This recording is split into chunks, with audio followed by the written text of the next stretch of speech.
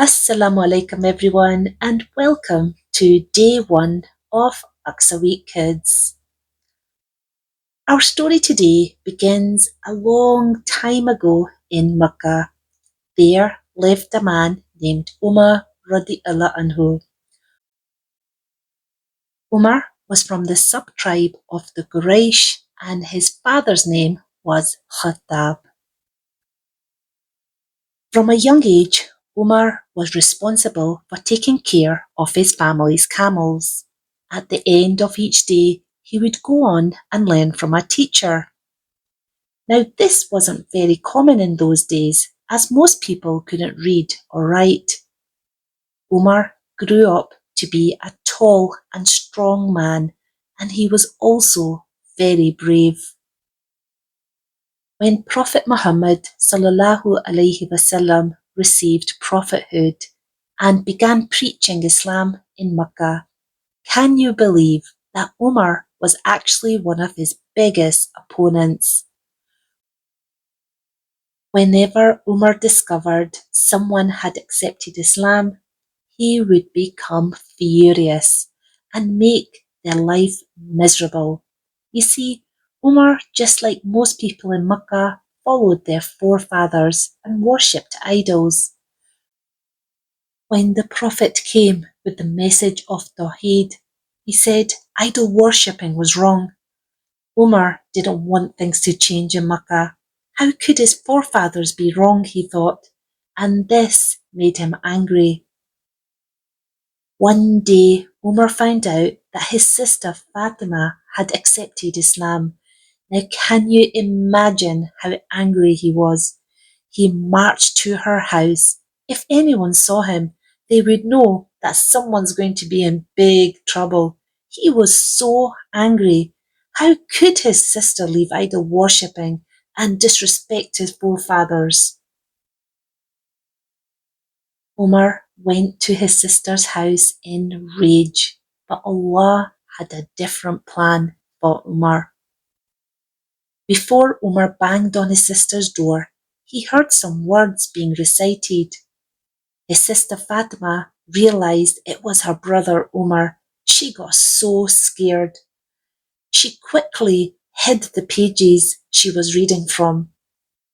When Fatima let Umar in, Umar began shouting and getting angry. Umar realized that he had hurt his sister. He felt so ashamed of his actions and his anger went away. Umar then asked his sister what was it that she was reading.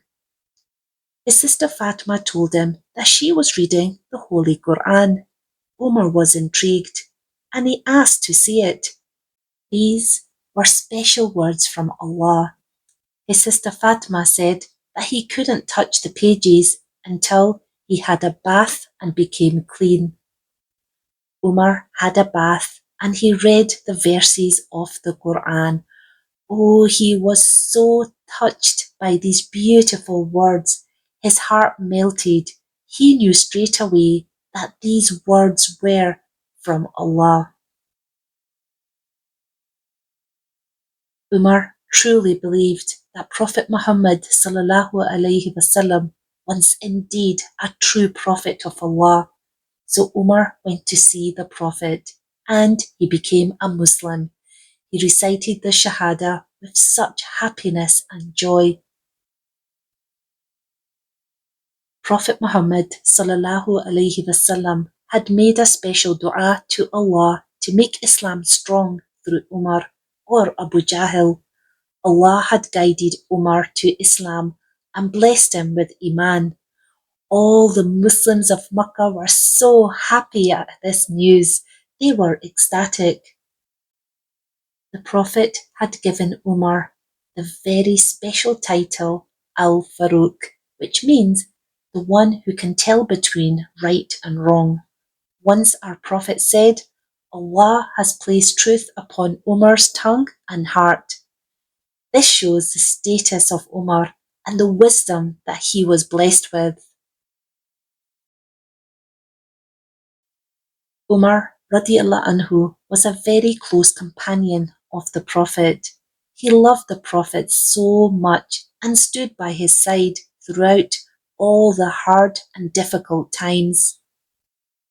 After the Prophet Muhammad sallallahu alaihi wasallam passed away, Abu Bakr radiallahu anhu was chosen as the first leader of the Muslims. Umar was not only a chief advisor, but a trusted friend of Abu Bakr radiallahu anhu. When Abu Bakr passed away, Umar radiallahu anhu became the second leader of the Muslims, the second Caliph. Umar was brave and strong, and he was known as an honest and fair leader. Under Umar's leadership, both the Muslims and the non-Muslims were protected. He took special care of the poor and the weak.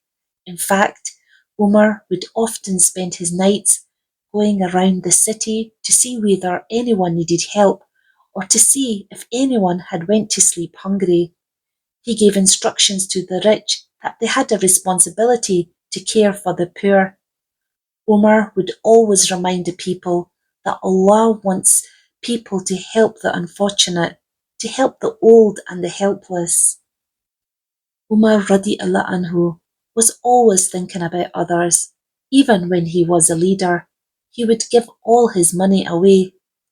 Even though Umar was one of the most powerful leaders of the world, he lived his life like a common person. He wore very simple and ordinary clothes that often had patches. He would carry heavy water bags over his shoulders, sleep on the ground with a stone as his pillow, and he lived in a small house and ate simple foods. Umar taught us all a lesson that if you have faith in Allah, you do not need any fancy clothes or expensive things to be happy. He really was an inspirational leader. Because of the excellent leadership of Umar radiallahu anhu, the Muslims became rich and powerful. Under Umar's leadership, Jerusalem was under siege by the Muslims. The Romans were not ready to surrender to the Muslims. They demanded that they would only surrender and give the keys to Jerusalem to the leader of the Muslims, Umar. They demanded that he must come himself to Jerusalem. Umar was in Medina at the time.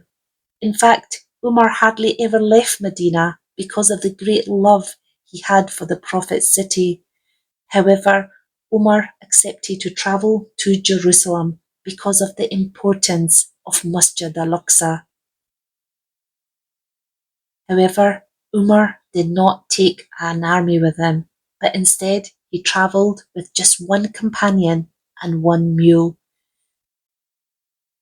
Oh, it was a very long journey through the desert and the burning sun. Umar didn't want to tire the mule by both him and his companion sitting on it, so they both took turns. One sat while the other walked, and they did this all the way to Jerusalem. As they approached the gates of Jerusalem, it was Umar's turn to walk. His companion asked Umar to ride the mule. The companion didn't want the people of Jerusalem to think that he was a leader just because he was riding the mule. However, Umar refused to ride, as they had agreed to take turns, for one to ride while the other walked. It wasn't Umar's turn, and Umar was always fair. In this simple way of walking and taking turns, the companions arrived at the gates of Jerusalem. When the Christian leaders of Jerusalem met Umar, they were so impressed. Unlike other great leaders, Umar didn't come with a huge army and fancy clothes and fancy armour, but he came with humility and simplicity. The Christian leaders accepted that a person with such power and a huge army, yet still behaves like this, deserves respect. Umar radiallahu anhu sat with the Christian leaders of Jerusalem and offered them a treaty. This treaty was called the Assurance of Umar. or the promise of Umar. This amazing treaty that Umar had made for the people of Jerusalem was very generous. It was the first of its kind in history. In fact, Muslim leaders continued to follow Umar's example of respect and tolerance for each other. The Treaty of Umar stated that the Muslims would protect all the non-Muslim people of Jerusalem and protect all their properties and protect their beliefs. The Treaty of Umar also promised to protect the churches and all the rituals which belonged to other religions. After signing the peace treaty, Umar requested to be taken to the site of Masjid Al-Aqsa. Masjid Al-Aqsa is the first Qibla which Muslims faced when praying. Can you imagine how Umar must have felt walking towards this very special place? A place where our beloved Prophet Muhammad ﷺ had led the special salah with all the prophets of Allah, a special place he had read about in the Quran. When Umar went into the area of Al-Aqsa, he started crying. This was because the people of Jerusalem were throwing their waste onto the grounds of Al-Aqsa Masjid.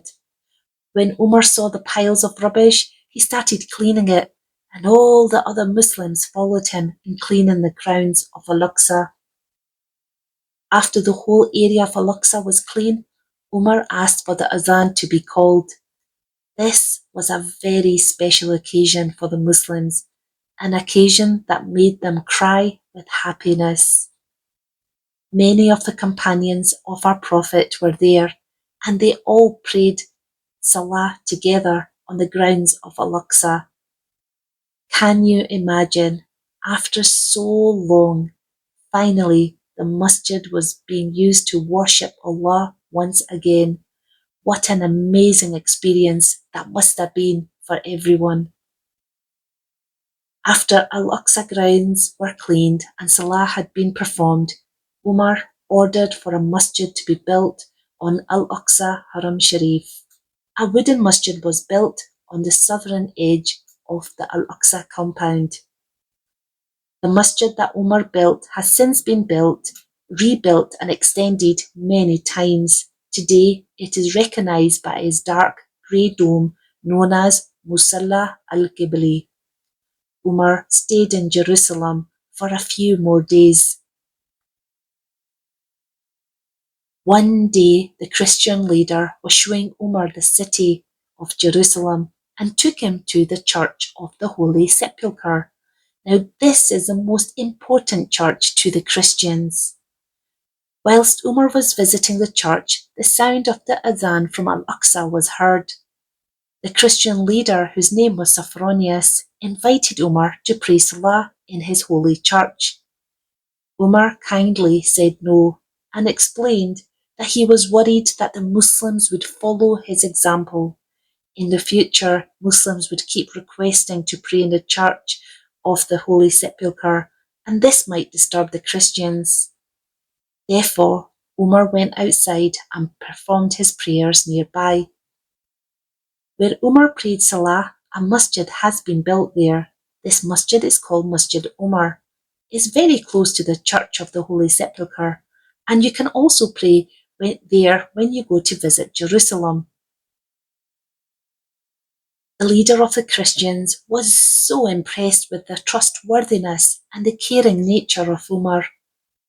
He actually handed Umar the keys of the Church of the Holy Sepulchre, the holiest place for Christians. Umar did not take the keys for himself, but he handed them to a companion who was asked to open and close the doors of the church every day for the Christian worshippers. The keys of the church have remained in the hands of their family. Can you believe, even to this day, the doors of the church are opened and closed every day by the same family? Now you may be wondering, who is this family? Well, we're going to find out soon in the coming stories of Al-Aqsa Week Kids. After Umar freed Jerusalem and Palestine, people of the Jewish and Christian faith started living in peace. The news of freedom and peace in Palestine spread far and wide, and people started coming as pilgrims to visit, whilst others came to stay. Over time, this blessed city of Jerusalem grew. In Palestine, Umar had shown a peaceful way of living, together with people of different religions, where everyone respected each other, just like Prophet Muhammad ﷺ had done and taught the Muslims. Jerusalem and Palestine remained peaceful as long as their leaders kept to the rules and laws put forward by Umar radiallahu anhu. In today's story, we learned about a very special masjid called Masjid Al-Aqsa in a very special place called Jerusalem. Masjid Al-Aqsa is blessed by Allah, and Allah selected Masjid Al-Aqsa as one of the most holiest places on earth. This is where the angels descended with Allah's message to many prophets. Masjid Al-Aqsa is the third holiest place in Islam. It is so important to remember that Masjid Al-Aqsa is not a single building, but an area of land, in fact 35 acres of land. And this land of Masjid Al-Aqsa includes the famous golden domed Dome of the Rock, the dark grey domed Musalla al-Qibli, and 200 other buildings and structures. This whole area is Masjid Al-Aqsa, and this whole area is blessed by Allah. We also learnt from the story that in the early days of Islam, Prophet Muhammad ﷺ and the companions would face Masjid Al-Aqsa when they prayed. This makes Masjid Al-Aqsa the first Qibla for Muslims. Masjid Al-Aqsa is very special, and we should always remember Masjid Al-Aqsa in our du'as and take care of this very sacred place. We should also make an intention of one day visiting and praying in Masjid Al-Aqsa. And this is where today's story ends, and inshallah I look forward to seeing you tomorrow for day 2. Assalamu alaikum wa rahmatullahi wa barakatuh.